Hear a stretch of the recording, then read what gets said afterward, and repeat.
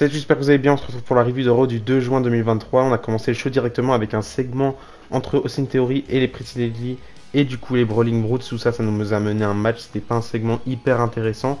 C'est un petit peu ce que je reproche à la WWE, de faire un petit peu des trucs assez rapides. C'est le genre de rivalité, si tu veux vraiment t'investir là-dedans, tu peux nous fournir un match en pay-per-view qui serait certes pas le plus intéressant, mais tu pourrais écrire un petit truc là-dedans et créer une feud.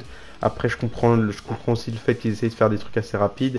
Aussi, théorie, c'est le champion des États-Unis et forcément, il doit se focaliser sur le titre des États-Unis. Et j'espère qu'ils l'ont bien compris. Mais tu aurais pu avoir ce match-là en pay-per-view, puisque après, ça nous a mené au match. Aussi, théorie et les précédents face du coup aux Brawling Brutes en entier. Donc, vraiment, le match de la rivalité dans la logique, puisqu'il y avait une rivalité qui était créée. Et si tu voulais terminer tout ça avec un match, bah, c'était le match avec lequel tu devais terminer cette rivalité. Donc encore une fois, ils font les trucs assez rapidement sur un coup de tête et je comprends pas vraiment, mais en tout cas c'était un match assez sympa entre Austin Theory et Pretty Deadly qui ont remporté le match d'ailleurs. Victoire d'Austin Theory et Pretty Deadly. Je l'ai dit sur Twitter, Austin Theory ça allie à énormément de monde depuis son arrivée dans le main roster. Je sais pas pourquoi, à l'époque c'était Alpha Academy, maintenant on a Pretty Deadly.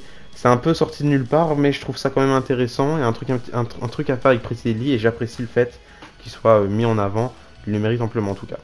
Ensuite, du coup, on a eu un autre match entre The.O.C., Luke Gallows et Karl Anderson qui est accompagné du coup des Jay Styles et Mia Yim, qui ont affronté Hitro, Ashanti Diadonis et Top Dollar, accompagné de B-Fab évidemment.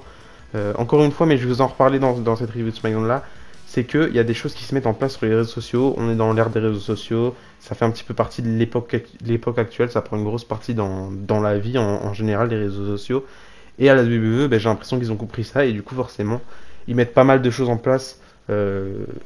Sur les réseaux sociaux, donc par exemple cette rivalité là qui a été créée de toutes pièces sur les réseaux sociaux où on avait Top Dollar qui avait créé un petit truc où en faisant un petit rap il mettait une petite 10 à The.O.C. Enfin bref, ça a été créé sur les réseaux sociaux, ça aurait peut-être pu être fait à l'écran, mais donnez-moi votre avis là-dessus si vous préférez en tout cas que ça se fasse rapidement sur les réseaux sociaux ou plutôt qu'il y ait quelque chose qui se mette en place à la télévision directement pour vraiment que tous les téléspectateurs soient vraiment pris là-dedans et pas sur un petit truc. Mais enfin bref, en tout cas, ça nous a donné ce petit match. Victoire de The.O.C., bonne décision. Franchement, si Hitro remportait ce match-là, j'aurais pas compris du tout.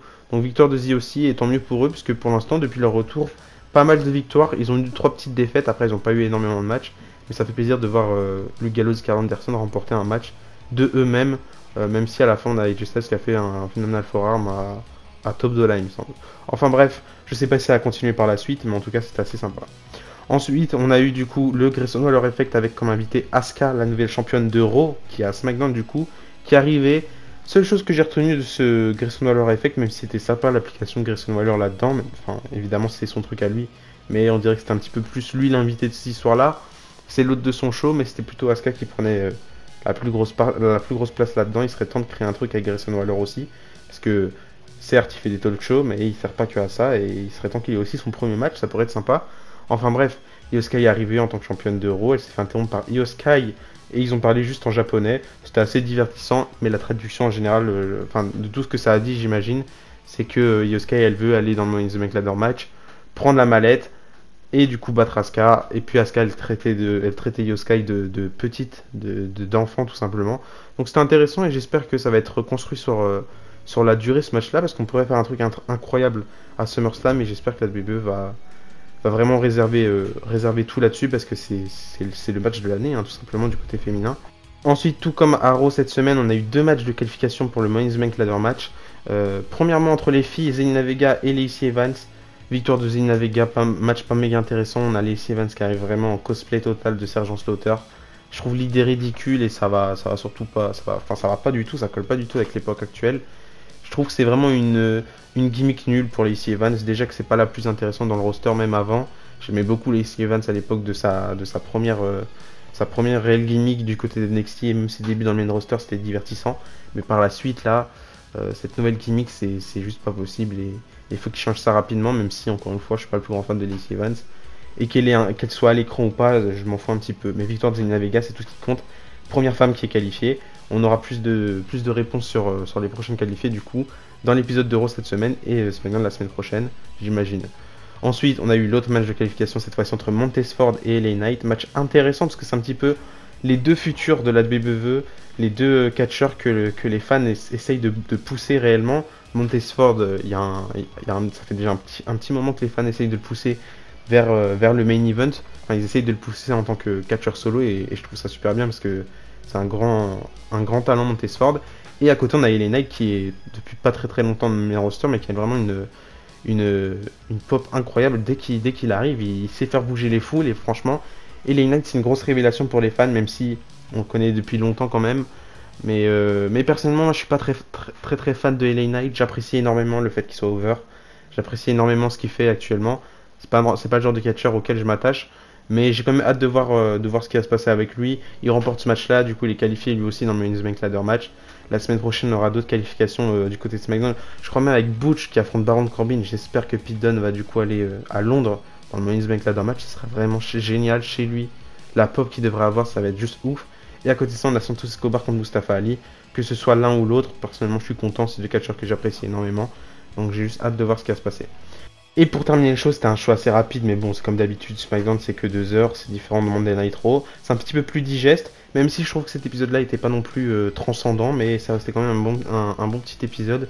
On a Triple H qui arrive, comme on le sait, on est le 2 juin, donc forcément ça fait 1000 jours, jour pour jour, que Roman Reigns est champion, 1000 jours de règne, ça fait longtemps qu'on n'a plus eu ça. En tout cas, c'est le plus long règne de l'ère moderne, et franchement, c'est juste une performance folle pour ces années assez récentes.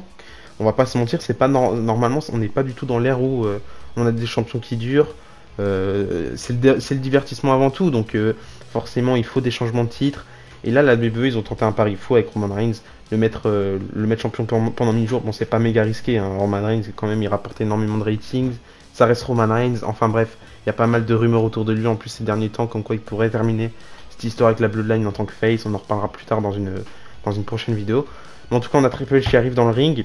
Il a une nouvelle ceinture à nous dévoiler pour les 1000 jours de règne de Roman Reigns. Ce sera du coup la combinaison entre le titre universel et le titre WWE. Donc enfin, on aura une seule ceinture pour Roman Reigns. Et quand il se fera battre, il se fera battre pour cette ceinture-là.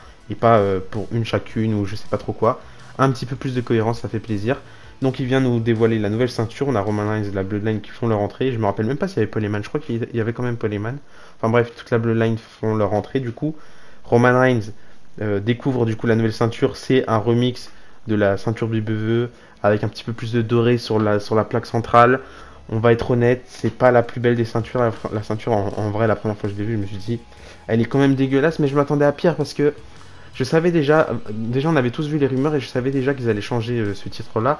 Je me suis dit, ils vont faire un nouveau design, ça va être un design bancal. En plus, moi j'ai du mal à m'y faire avec les designs, même si j'essaye d'être avoir un petit peu plus de recul là-dessus et me dire, bon, ça reste qu'un titre. Mais j'ai toujours du mal à me faire avec les nouveaux designs, le titre intercontinental, le titre des États-Unis. Quand c'est pas un truc auquel je me suis attaché pendant des années, comme les précédentes éditions des titres, forcément j'ai du mal à m'y attacher et c'est compliqué à m'y faire. Et même actuellement avec le titre intercontinental et le titre des États-Unis, j'ai toujours du mal à m'y faire. Je donnerais tout je donnerais tout, façon de parler, pour revoir les anciens titres qui sont pour moi tellement meilleurs. Mais bon, chacun son avis. Et donc là, j'avais peur qu'ils nous refassent du coup forcément un remix du titre, mais bien dégueulasse, où on change vraiment le design, le titre est pas assez prestigieux. Finalement, ils ont gardé le design de base, ils ont juste changé la couleur, comme je vous l'ai dit, ils ont mis un peu plus de doré. Je trouve ça moche en vrai, parce qu'on dirait vraiment du pipi au milieu. Mais avec du recul, quand on voit sous différents angles, j'ai vu une photo de Roman Reigns qu'il avait postée sur les réseaux sociaux, avec un petit peu moins de lumière.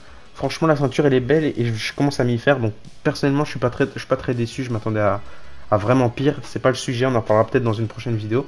Mais en tout cas, ça fait plaisir de voir Roman Reigns avec un seul titre et plus 37 titres comme on a l'habitude de le voir ces derniers temps. Donc c'est terminé, Roman Reigns avec 2 titres, c'est totalement terminé. Ensuite, Jimmy Uso va s'expliquer par rapport à son coup de pied qu'il a mis à Roman Reigns. Forcément, Roman Reigns veut des explications. Et Jimmy Uso va lui dire que il a fait ça parce que Jey Uso c'est son frère et ça se passe pas comme ça. Roman Reigns depuis ces derniers temps, c'est juste trahison, manipulation, et c'est pas comme ça qu'on se comporte dans la Bloodline. Et franchement, il l'a fait juste parce que Jey Uso c'est son frère et qu'il fallait qu'il le fasse.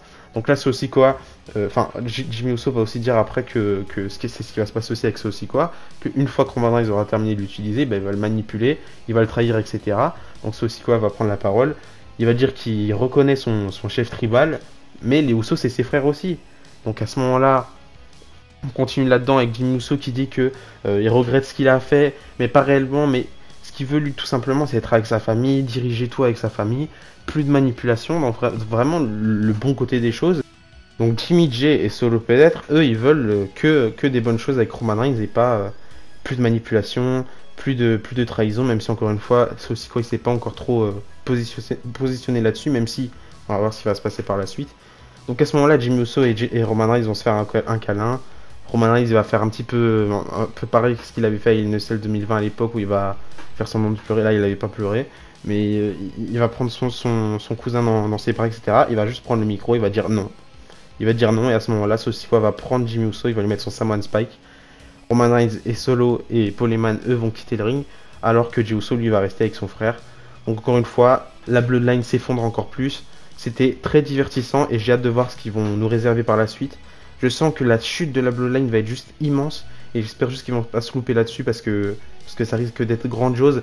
Bon, encore une fois, je vais revenir là-dessus, mais il y a pas mal de rumeurs qui disent que la WWE prévoit une fois que toute cette histoire de la Bloodline sera terminée, de remettre Roman Reigns en tant que super-héros face de la compagnie, ce qu'ils essayent de faire depuis des années, mais forcément ils n'ont pas réussi, alors forcément ils ont dû le turn heel au bout de 7 ans.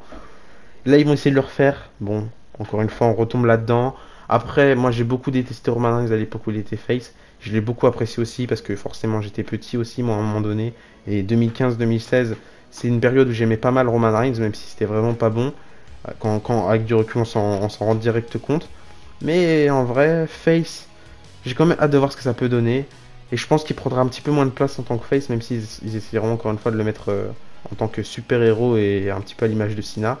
Je pense qu'il va quand même prendre un petit peu moins de place et un petit peu moins dominer. Du moins, il va essayer de dominer avec de manière un petit peu plus correcte. Et du coup, forcément, ça prendra un petit peu moins de place. C'est ce que je me dis dans ma tête. Donnez-moi votre avis par rapport à tout ça. Donnez-moi aussi votre avis par rapport à cet épisode de SmackDown. D'ici là, on se dit à la prochaine. On se retrouve du coup cette semaine. Normalement, je vais vous faire mon top 10 des superstars du mois de mai. Ça sortira bientôt. Et pour les reviews de SmackDown et d'Euro, forcément. Et d'ici là, je vous dis à la prochaine. N'oubliez pas, tant que catch sport. Bisous.